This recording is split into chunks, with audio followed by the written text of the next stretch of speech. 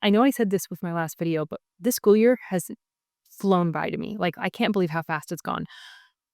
It's crazy to me that we're about to enter like our last chunk of the school year, and summer is literally right around the corner.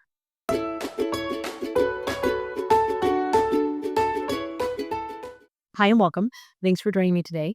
Welcome back, or welcome if you are new. I am a young homeschooling mom to three. I have a advanced kindergartner, a preschooler, and a toddler. I'm also a homeschool graduate, and I just love sharing everything homeschool on this channel. It's a great outlet for me. So thanks for joining me today. What we're talking about today is a update for our school year.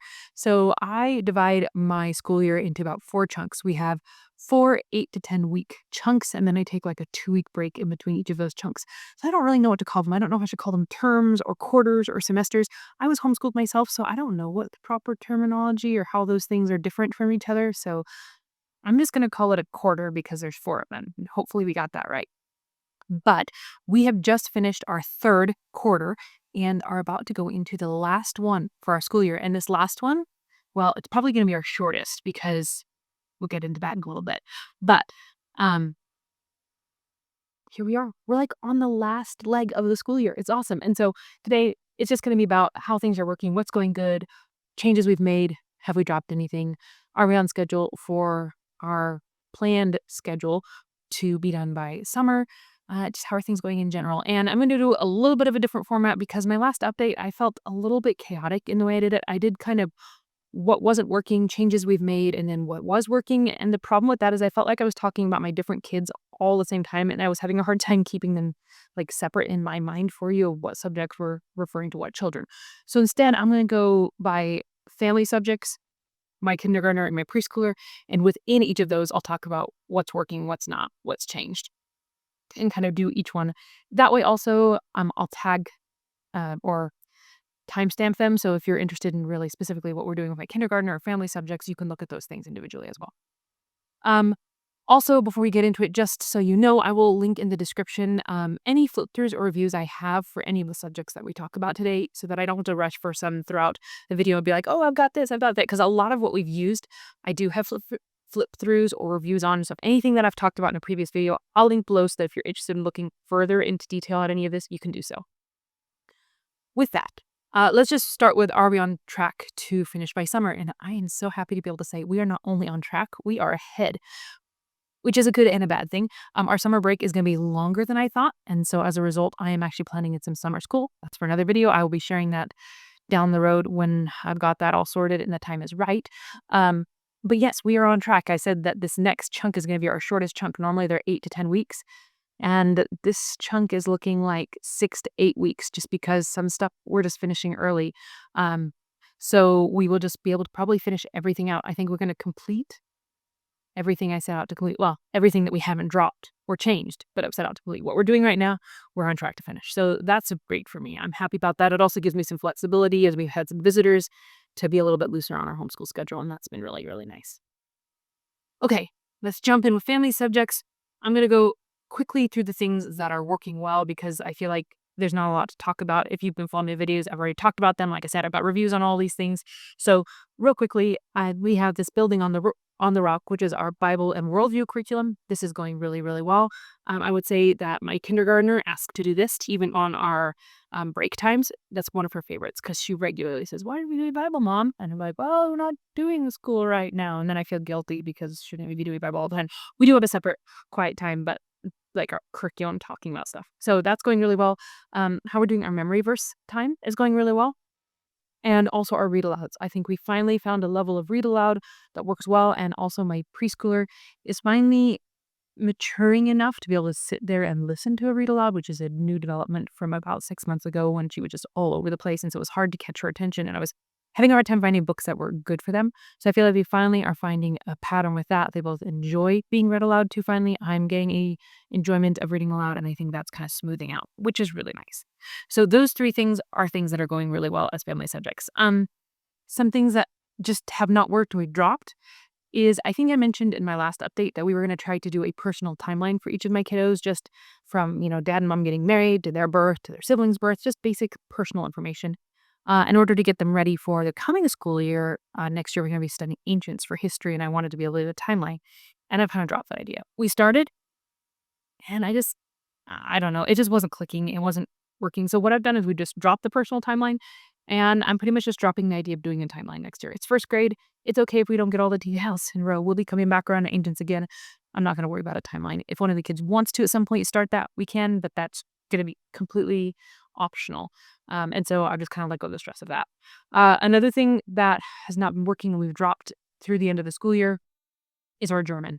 I've mentioned in my videos that we had German 2, and my plan was with my mid-year update that we were going to start back at the beginning and kind of go through again because my younger daughter wasn't retaining as much as my older one, and so while it was perfect level for my older daughter, I felt like it was a little bit frustrating because my younger daughter just was needing constant refreshing, and I was just having a hard time fitting it into our day exactly and figuring out scheduling for that. And so we did start back over from the beginning, like I said we were going to, and it was the thing that was getting dropped. So I was like, okay, forget it. We're gonna drop it through the end of the year. They're in preschool and kindergarten anyway. Excuse me. It's not like we're really behind. But I'm not dropping it per moment. I'm just dropping it through this school year. And then what my hope is through the summer, I get spoiled alert, it would be part of our summer school so that I can get us into a rhythm and a pattern and a schedule with that before we jump into the next school years. But it's not the thing that's always being left out because I don't know where to fit it. I'm going to try and get us used to doing it so that when we jump into the new school year, it's already kind of part of our habit. So those are the two things that we've dropped family-wise. And then changes made. Um, I was doing a Bible story with my kids called The Hurlbut Story of the Bible. It's one my mom read to us when we were children. And I was hoping they were old enough for it now that we've started doing some lengthier read-alouds, and they just weren't quite.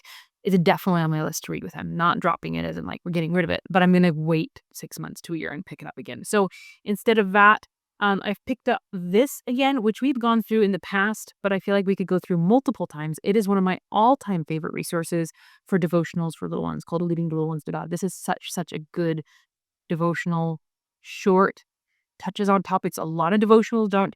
It's actually quite deep for a little kid's devotional. So we're doing that.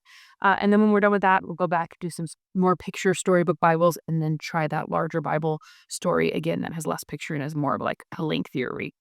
Um, and then last change to what we're doing as a family is I know my last update, I also mentioned that our co-op just wasn't happening. We needed to one and it just didn't happen again. And now that the weather is warming back up, we've actually made it to another one. So I'm not pressuring myself to do it, but I am as the summer is warming up, as my youngest one is a little bit more flexible with his nap. We are trying to join that co-op a little bit and see if we can make that work even a little bit. Again, we'll see what happens, but that's kind of the change we're making is we're trying to do that a little bit more now. So those are our family subjects. Then for my kindergartner, what's working well? Math. Math is going awesome. I love this. I love this math. You know this by now, but it's great. So she's doing first grade and she is like pretty close to being done. And she has made a ton of progress. I'm really, really happy with that. Also, her logic, which is torn up the workbook, so I'll try to post a picture up top so you can see it. That's going really well. No complaints to make with that. Handwriting practice made it fun. I have a review where I was talking about our handwriting and our challenge with that. That has been going really well. I would say that's been a good find. I feel like we finally found what we needed, and I'm pleased with that. First language lessons, again, going really, really well, and we are just super close to the end of this level. No complaints with this. I'm going to use this again with my next daughter. And then we've been using 2 different readers with my older daughter. She's been reading this Christian Liberty Nature Readers by herself and then telling me what she read. And then she reads the McGuffey readers out loud to me, and we work on her reading out loud more.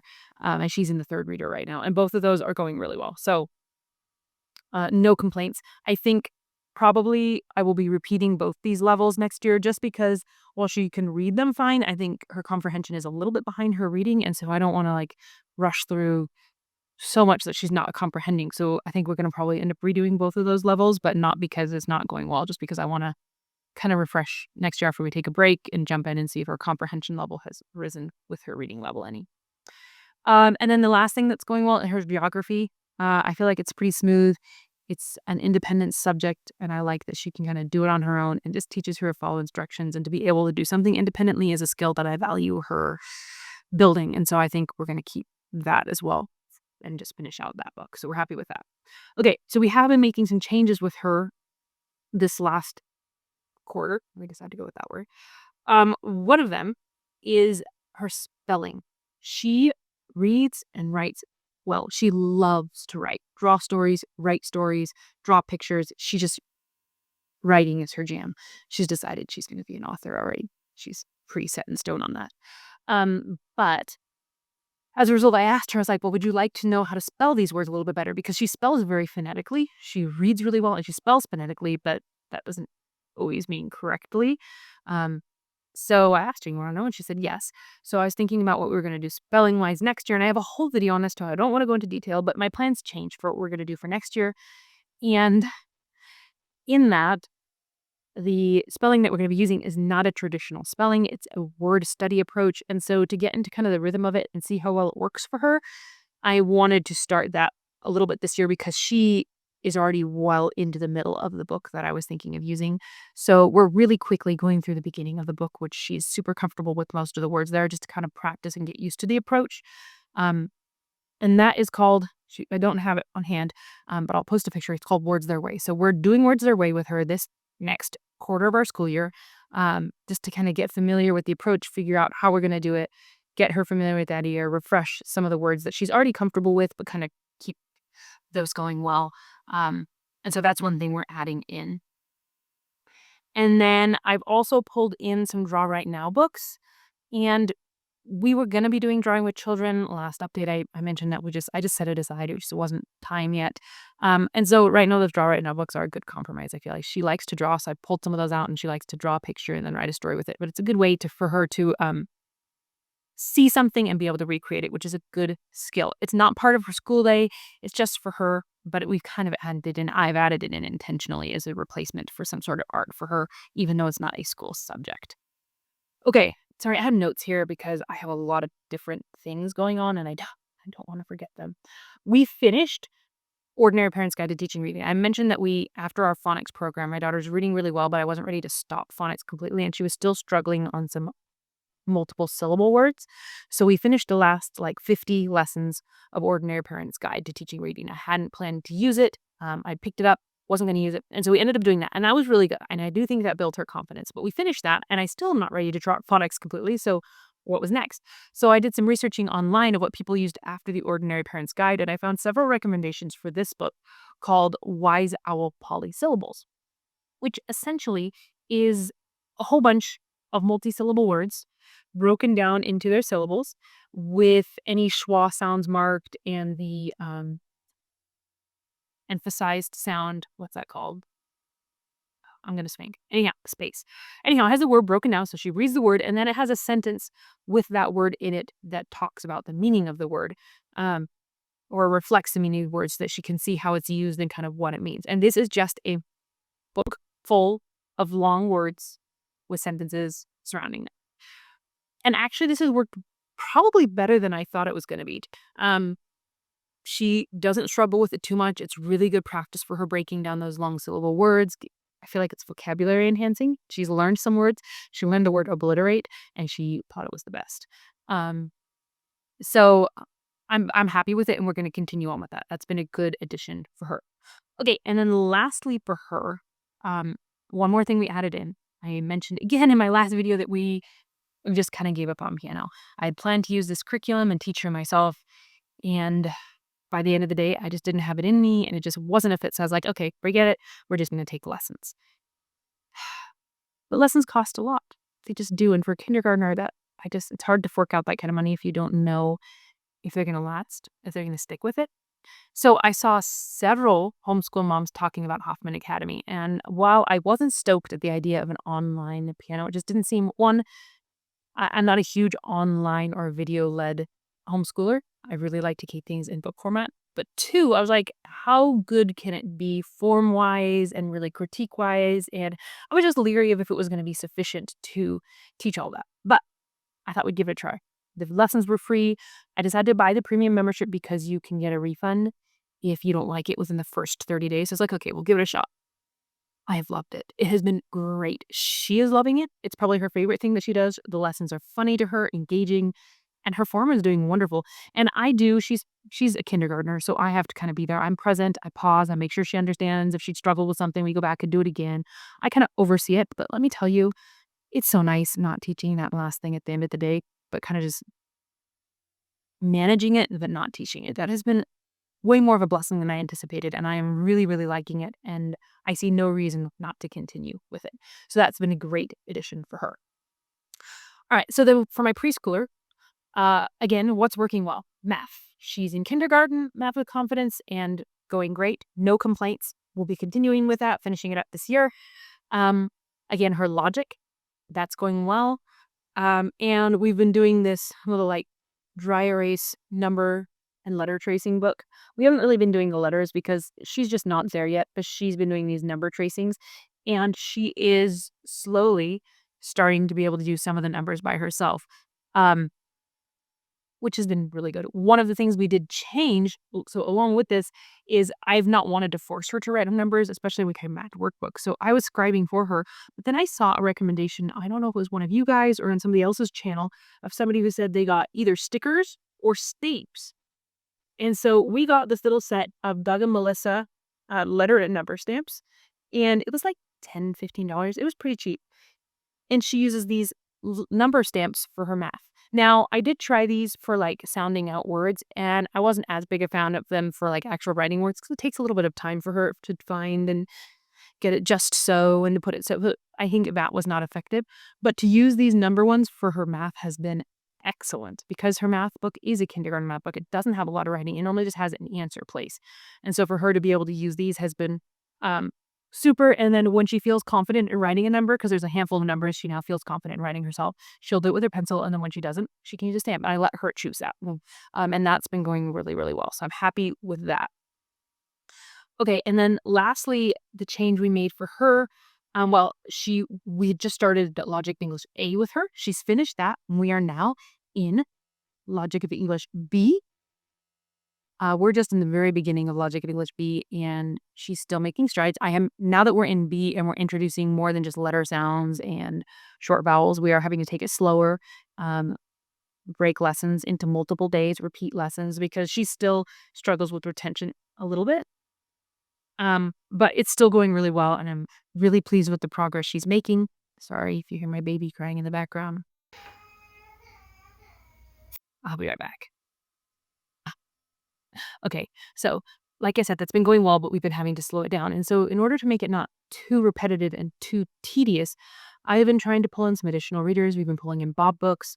Um, I've also been I went online to The Good, the Beautiful because they offer their level K as a free PDF download. Now, I don't want to use their curriculum per se, but they do have some work pages within their curriculum that line up really well with where she's at in Logic of English. So I did print some of the more fun work pages and their little readers.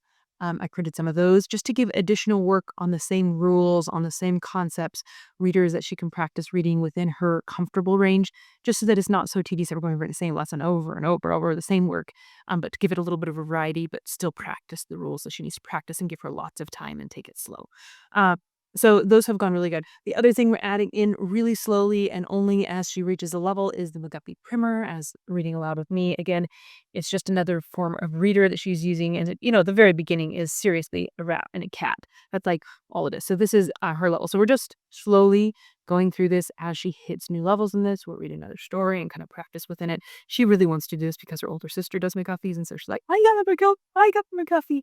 And that made her really happy. So that was great. So we've also added that in and we'll just slowly work on that as it goes. So I think that's like everything we're using right now. It's going well. I am pleased with it. Yeah, I can't believe that we are really just about done with the school year. So I'd love to know any comments or questions you have. And also, I am going to be sharing my curriculum picks for this coming year, the second half of this month. So in the next couple of weeks, you'll be seeing those come out. So stay tuned for that if you're interested to see what we are using next year. Some of it will reflect what we use this year and some of it won't. And if you're interested, keep an eye open for those. Otherwise, like I said, any questions you have for me, comment below and I'll try to get back to you. And I hope that your school year is ending on a good note and that you feel like you're in a good place to finish up the year.